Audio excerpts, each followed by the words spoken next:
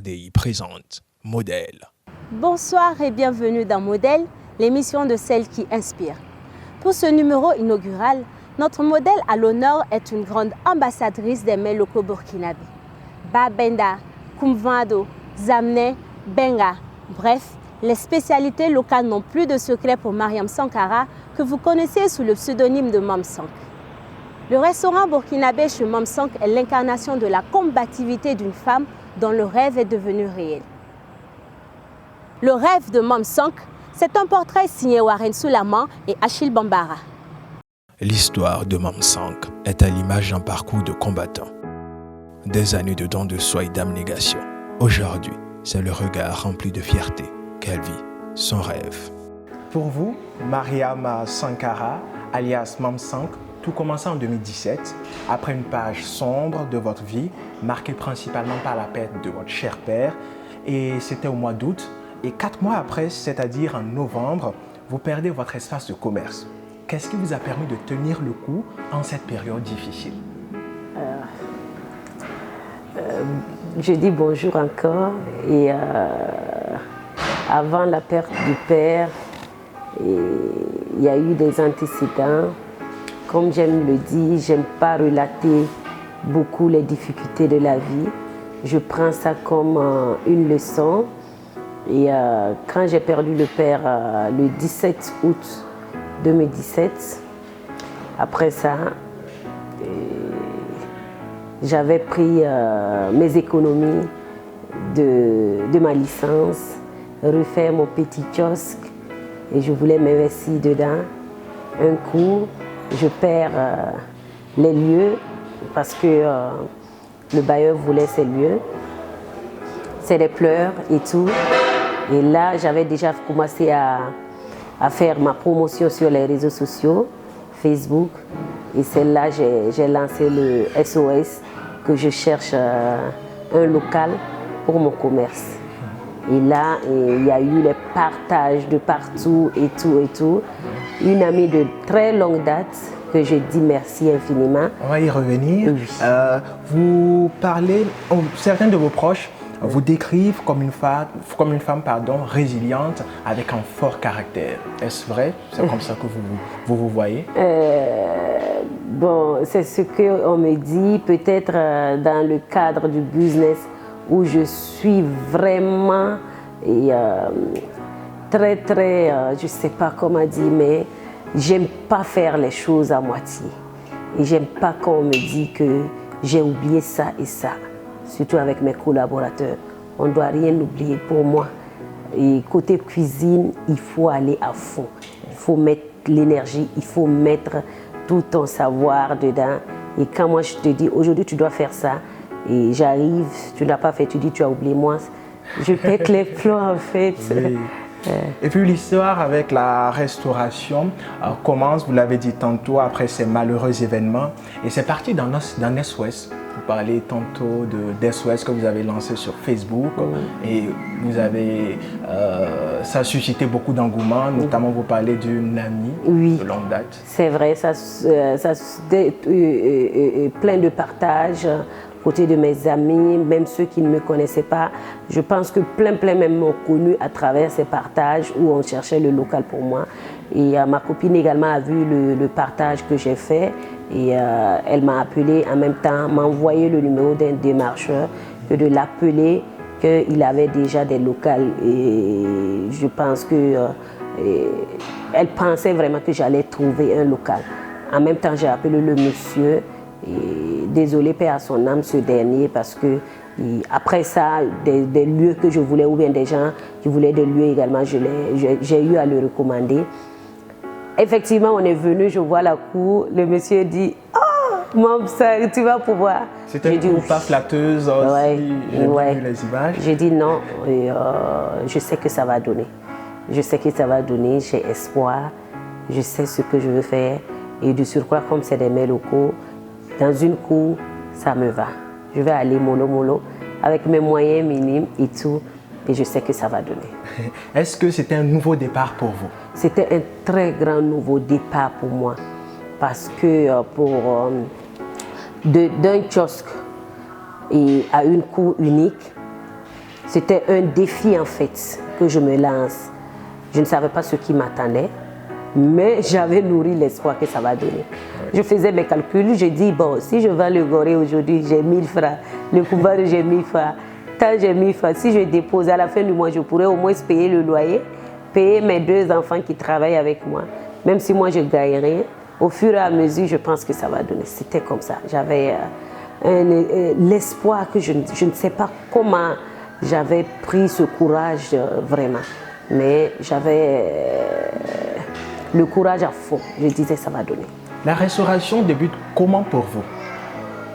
Alors, pour dire vrai, de ma classe de terminale, d'abord, c'était un kiosque que j'ai voulu faire.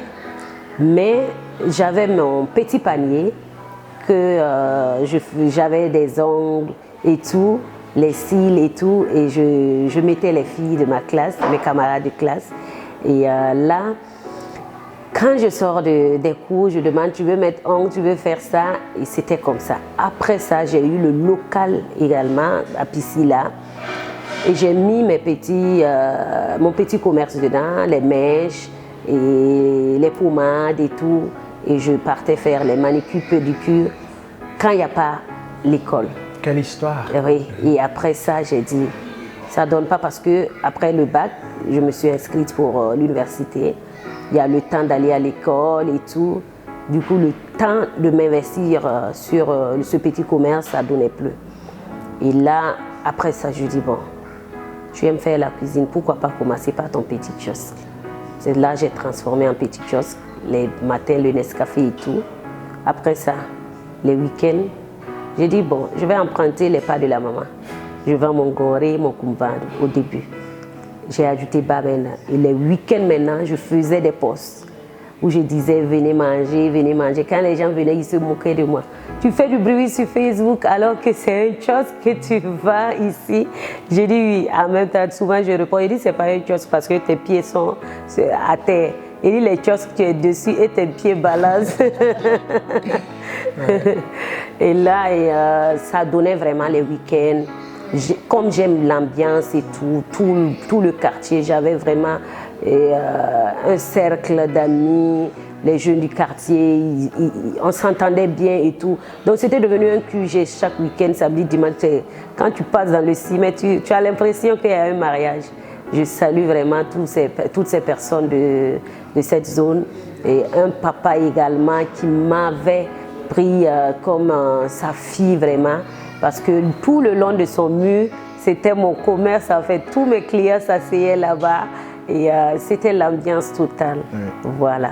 Et est-ce qu'à l'époque, c'était juste un métier que vous faisiez à côté ou vous avez complètement abandonné les études pour vous consacrer à votre restaurant? Pour vous dire vrai, quand moi j'ai aménagé un kiosque où je faisais mes locaux les week-ends, je m'étais dit que c'était mieux pour moi de m'investir dedans parce que le BTS et puis la licence, c'est dans l'argent du Kumbado que j'ai pu le faire. Donc, autant m'investir dedans. Vous voyez un peu. Et comme toute bonne étudiante, après les études, on cherche les stages. J'en ai eu à faire quelques stages. Mais si on ne t'a pas pris, c'est comme ça. Et que tu gagnes ici. Je dis, bon, autant m'investir. Et puis on verra par la suite. Oui. Voilà. Tout récemment, sur votre compte Facebook, vous avez partagé une anecdote marrante justement sur vos premiers mois de loyer que vous aviez du mal d'ailleurs à gérer. Racontez-nous. Non, c'était quand ça doit être le loyer d'ici que j'ai pris avec le bailleur. Il me dit qu'il veut une année de loyer. Et j'ai dit oui, il n'y a pas de souci, j'ai une année, j'arrive, je veux la cour, il n'y a pas de souci, j'arrive, le monsieur est assis, il attend, c'est une année. Et moi, j'ai dit, bon monsieur, moi je n'ai pas une année sur moi, hein. J'en ai 3 mois de caution, 3 mois de loyer. Il me dit, ah, mais ma fille, parce qu'il a le même prénom que mon papa, je lui ai dit, et je l'appelle papa. Oui. Il me dit, ah, tu es une bandite. J'ai dit, non, je veux travailler. Je n'ai rien, il voulait que je fasse comment. Il arrive et je lui donne et 2 semaines que je vais lui donner le reste. Pendant que tu n'as même pas encore commencé à vendre, et puis tu dis à quelqu'un que tu vas lui payer une grande somme dans 2 semaines. Lui-même, il a compris, il savait voilà, que je voulais vraiment travailler. Et je pense que ça a été comme ça, un peu. Et voilà, aujourd'hui, ça fait 7 ans que je suis dans son local. Oh, oui. Et je remercie Dieu, je le remercie également. Il n'y a jamais eu de différend entre nous. Et je prie Dieu qu'il n'y ait pas de différend, que tout se passe bien, voilà. D'accord. Le nom Mam 5, ce n'est rien d'autre que les racines de vos noms et prénoms. Mariam pour Mam et Sankara pour 5. Un nom authentique, comment l'avez-vous trouvé? C'est assez simple, mais aussi complexe à la fois. Vous savez, le nom Mam 5, c'est un client qui me l'a donné. Un client, un ami, un frère. C'était à Pissy. Quand il arrive, comme j'aimais ambiancer, quand ils avaient leur groupe qui viennent à chaque fois et communiquer et causer avec moi, manger et tout. Quand il arrive, mon ambiance et tout, il commence à dire « Hé, la Mam sans cul, la Mam sans cul, tu as commencé encore, tu es en train de danser ?» J'ai dit oui. Donc la Mam sans cul s'est restée. Donc un jour, j'étais assise, je regardais, je faufilais sur ma page Facebook. J'ai dit « Mais le gars m'appelle Mam sans cul. » J'ai dit « Bon, je ne peux pas mettre Mam sans cul, mais je vais mettre Mam sans cul. » Il dit « Mam » et puis 5. Il dit « Ça va. » Et j'ai mis en même temps « Monsieur Nyoumou. » Vous avez de ces nouvelles aujourd'hui? Oui, bien sûr, ils viennent ici à chaque fois. Oui. D'accord. Et si nous parlions à présent de la gestion de votre restaurant? D'abord, combien de personnes employez-vous à ce jour? Et nous l'avons vu, ça fonctionne ici à la chaîne. Expliquez-nous. Alors, vous savez que ce soit un restaurant, un autre type de service, tout est question d'organisation. Tout est question d'investissement d'abord de la patronne, si on peut le dire. Mais moi, personnellement, je ne me qualifie pas de patronne.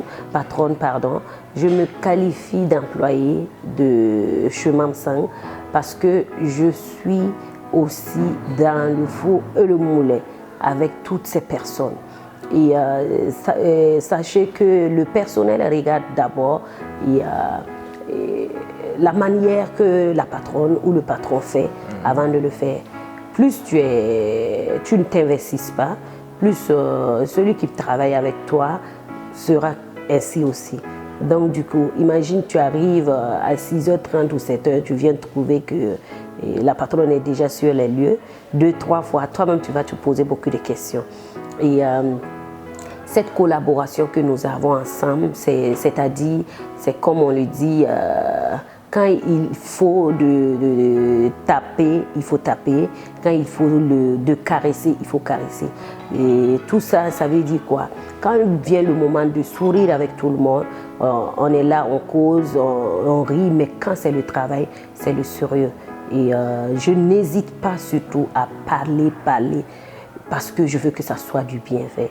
Je les fais comprendre, voilà, quand ça marche, c'est tout le monde qui gagne. Et je vais arriver à vous payer pour ce qu'on s'est convenu. Et imaginez, vous arrivez et qu'on n'a que 10-15 clients par jour.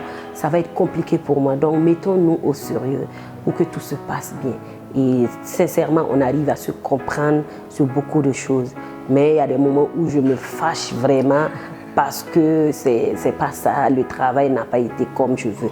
Et quoi qu'on dise, c'est devenu une entreprise, que je le veuille ou pas. Et comment le prennent-ils? Comment le prennent-ils?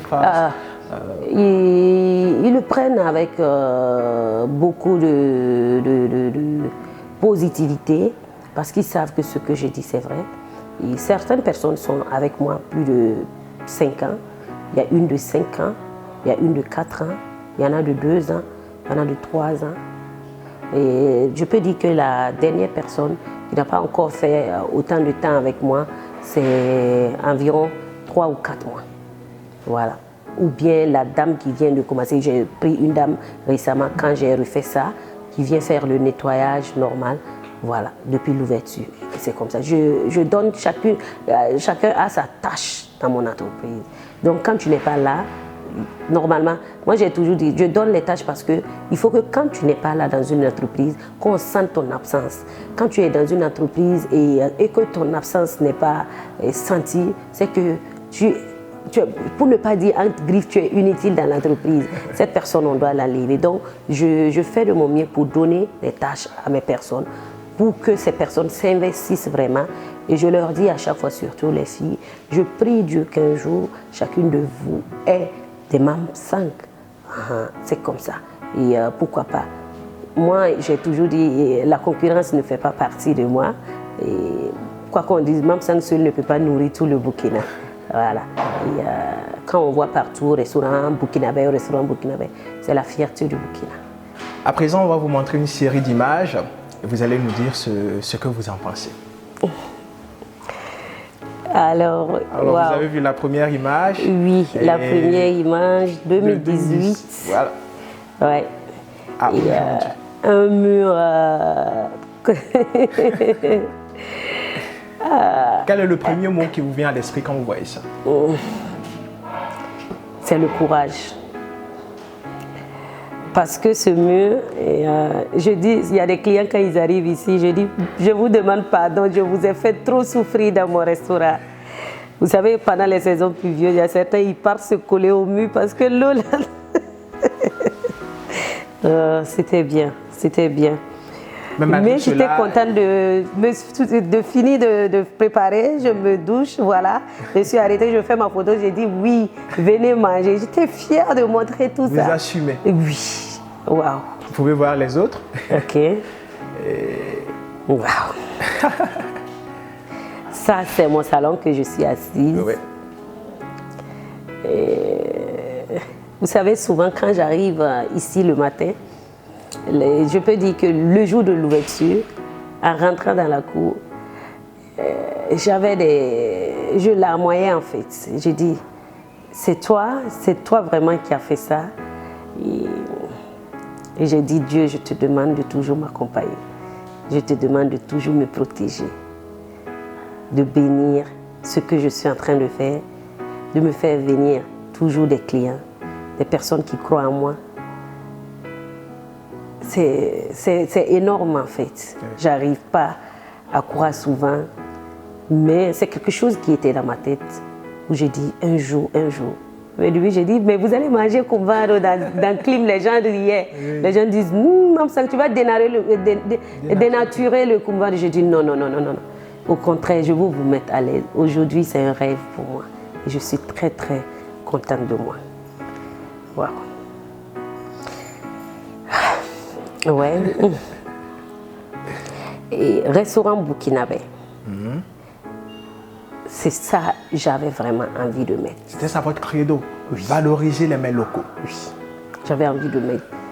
Mais je me dis que c'était vraiment difficile parce qu'aujourd'hui, on sait qu'il y a une consommation énorme de ce qui vient ailleurs, surtout chez nous. Alors, sur quoi en fait comptez-vous pour faire la différence? Quelle était vraiment votre valeur ajoutée? Est-ce la qualité de vos repas? Est-ce la différence dans la présentation? Qu'est-ce que vous voulez apporter afin d'attirer le grand nombre de consommateurs? Alors, côté qualité, le cadre que j'avais envie de donner aux gens, il y a tout ça qui fait partie de ma petite différence. Et il y a l'accueil client que je donne. Il y a le travail qui est derrière, où chaque matin peut-être, je suis fière d'être au marché et présenter une photo, dire que je suis au marché. Les mets locaux, aujourd'hui, le burkinabé en consomme. Ça, je le dis haut et fort. Parce qu'ils trouvent vraiment que c'est sans problème, si on peut le dire, de santé. Donc, voir le burkinabé assis, en train de consommer son benga, son souma avec fierté, c'est un honneur pour moi. Je vais enlever le mythe de croire que le benga ou le souma, c'est le pauvre qui doit manger. Non, c'est le burkinabé qui doit consommer. Parce que c'est nous, on l'a produit. Selon vous, d'où vient ce mythe? D'où vient ce mythe? Non, mais souvent certains disent non, c'est le village, c'est à cause de ça que j'ai fui le village, pourquoi tu veux que je mange ça? Mais est-ce qu'en consommant ça au village en son temps, tu étais en bonne santé? Est-ce que ça te rassasie, oui ou non? C'est comme ça. Et le goût, c'est une question de... Ça doit être dans la tête. Plus tu en consommes, plus le goût y est, le goût reste. Et c'est comme ça peut-être on nous a donné, on nous a entre griffes forcé à aimer peut-être le pizza. Voilà. Parce qu'on dit oui, on a mis ça, c'est tout. Voilà, aujourd'hui, je modernise un peu certains mets locaux pour donner un goût aussi. Et c'est comme ça. Tout ça, c'est la rénovation. C'est une manière d'apporter ma touche. Voilà. Par exemple, des enfants qui ne veulent pas consommer du goré, et je mets un peu de viande hachée et tout, l'enfant va manger le goré. Vous voyez un peu. Et des étrangers qui arrivent, qui ne connaissent pas le goût, je te dis d'abord goûte le goût naturel et j'ajoute un peu de choses et voilà, ça passe. Oui. Merci. L'ouverture en 2017, je n'avais qu'une vingtaine de chaises en caoutchouc. Donc je loue ma bâche. Vous voyez ma terrasse qui ne dépasse même pas 5 mètres carrés avec 2 sacs ou 3 sacs de ciment. Et avec combien démarrez-vous, lancez-vous ce projet approximatif? Bon, il n'y aura pas de prix à estimer, mais c'est comme je l'ai dit, moi j'ai une organisation en moi. Par exemple, j'avais déjà les tôles que je suis quittée de l'autre côté venir avec, et c'était 10 tôles, et moi j'ai payé 10 tôles ajoutées. Donc, un hangar de 20 tôles pour un début. J'ai déjà les... c'est bien. Dieu est merveilleux. Grande joie, grande satisfaction au bout de l'émotion. Ouais. Mame 5, on vient de le découvrir, c'est un parcours inspirant, beaucoup d'expérience. Qu'est-ce que ça vous fait de savoir que vous êtes un modèle aujourd'hui pour de nombreuses jeunes filles? C'est une satisfaction. C'est une satisfaction. Et tout cela contribue à moi de ranger beaucoup de choses. De me ranger, en fait. Et ce qui veut dire que je n'ai pas droit à l'honneur, et pardon, à l'erreur. Parce que si les gens te prennent comme modèle, tu dois donner le bon exemple. Même si on ne peut pas être parfait, 100%, mais il faut donner le maximum de toi-même pour donner le courage à ces personnes d'aller encore plus loin. Je reçois plein, surtout côté filles qui viennent vers moi, demander des conseils. Et à chaque fois, c'est plus les coups de la vie. Elles ont peur. On m'a fait ça, on m'a fait ça. J'ai dit, mais on t'a fait, tu vis toujours, non? C'est ton travail que tu dois plus regarder. Ce qu'on t'a fait là, ça ne fait pas partie de ton travail. Va travailler. Et qu'est-ce que vous vous souhaitez de plus beau? Je me souhaite la santé, rien que la santé, parce que j'ai plein d'idées dans ma tête, plein de projets dans cette lancée de valoriser les mets locaux. Alors, que Dieu me donne plus de santé, plus de courage, et que dans les années à venir, Mame 5 soit encore plus une référence pour beaucoup de choses et pour beaucoup de personnes. On vous le souhaite. Amen. Si vous étiez un adjectif qualificatif pour décrire toute cette vie de femme battante que vous incarnez, lequel serait-ce? Je dirais que je suis une femme qui aime oser. L'audace. Oui, je suis très audacieuse. je ne calcule pas. Surtout quand c'est pour mon business. Quand ils arrivent, ils me demandent, Mam Sang, tu as payé la cour? Je ris. Alors, vous pensez qu'on doit payer une cour avant de faire une réalisation? Oui, c'est vrai pour certaines personnes, mais pour moi, j'ai une autre... Je veux vraiment donner l'image de mon entreprise. Je veux vraiment mettre le client à l'aise. Donc, j'ai osé. Des gens font des business, ils mettent des millions, 50, 30, 40, sur un business qu'ils ne donnent pas. Donc, quand cette personne investissait cet argent, il avait espoir que ça va donner. Donc, quand ça n'a pas donné également, la personne nourrit espoir ailleurs encore. Moi, je suis dans cette optique. Que j'ai mis l'argent pour bien refléter mon image ou pas, si ça va donner, ça va donner. Je peux faire cette réalisation et ça ne va pas donner. Comme je peux le faire, surtout que je suis optimiste et que ça donne. Voilà. C'est un investissement. J'espère profiter de cet investissement avant l'échéance. Pourquoi pas avoir des chaînes de restaurants Mam Sang dans les années à venir. Ça peut être dans les mois à venir. C'est une perspective. Oui. Et on vous le souhaite. Merci. Un mot de fin à l'endroit de vous-même et à l'endroit de toutes ces femmes qui nous suivent en ce moment. Je dirais, Mam Sang, sois toujours la personne que tu es. Ne pleure plus pour ce que tu n'en as pas. Dis-toi que c'est le jour que tu dois avoir qui n'est pas encore arrivé.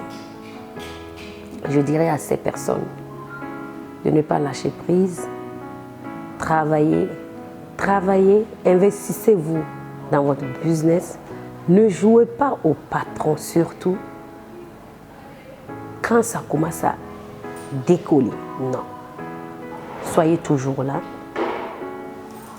Quand vous avez des projets, quand vous avez des déplacements, oui, mais dès que vous êtes sur pied, soyez toujours là dans votre lieu de business parce que toi-même, tu fais vendre ton produit avant que tes collaborateurs le vendent pour toi. Donc, sois toujours ton premier employé et tu verras.